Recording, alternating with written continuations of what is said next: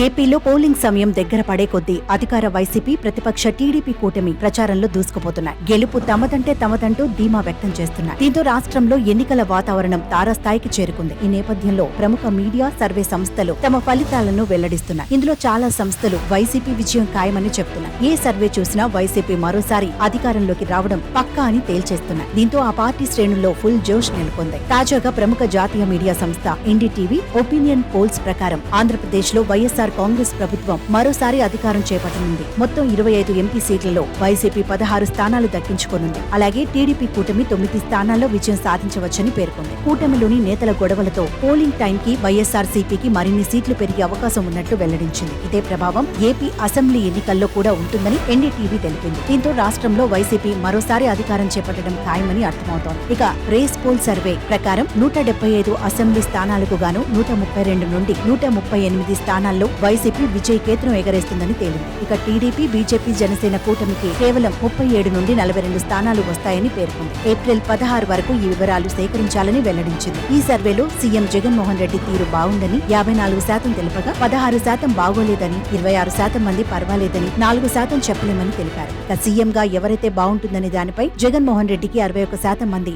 మద్దతు చెప్పగా 31% మంది చంద్రబాబుకు ఓటు వేశారు. 8% ఇతరులకు సపోర్ట్ చేశారు. అలాగే మరో ప్రముఖ జాతీయ మీడియా సంస్థ టైమ్స్ నో ఈటీజీ రీసెర్చ్ సర్వేలోనూ లోక్సభ ఎన్నికల్లో సీఎం జగన్ నేతృత్వంలోని వైసీపీనే అత్యధిక స్థానాలను దక్కించుకుంటుందని పేర్కొంది. ఈ ఎన్నికల్లో మొత్తం 25 పార్లమెంటు స్థానాలకు గాను వైఎస్ఆర్ కాంగ్రెస్ పార్టీకి 19 నుండి 20 సీట్లు వస్తాయని వెల్లడించింది. ఇక టీడీపీకి 3 నుండి 4 ఎంపీ స్థానాలు వచ్చే అవకాశం ఉందని తెలిపింది. అలాగే బీజేపీ 1 స్థానం రావచ్చని అంచనా వేసింది. అయితే జనసేనకు మాత్రం 1 సీటు కూడా దక్కదని పేర్కొంది. ఈ లెక్కన చూసుకుంటే టీడీపీ కూటమికి 5 స్థానాలకు మించి రావని, ఏపీలో వైసీపీ హవా మరోసారి కొనసాగనుందని స్పష్టం చేసింది. మొత్తానికి ఇలా ఏ సర్వే చూసినా వైసీపీ గెలుపు ఖాయమని తెలుస్తోంది. దీంతో ఫలితాలు వెల్లడి కాగానే ముఖ్యమంత్రిగా జగన్ ప్రమాణ స్వీకారం ఎక్కడ జరపాలి అనే చర్చల్లో పార్టీ శ్రేణులు బిజీ అయిపోయారు.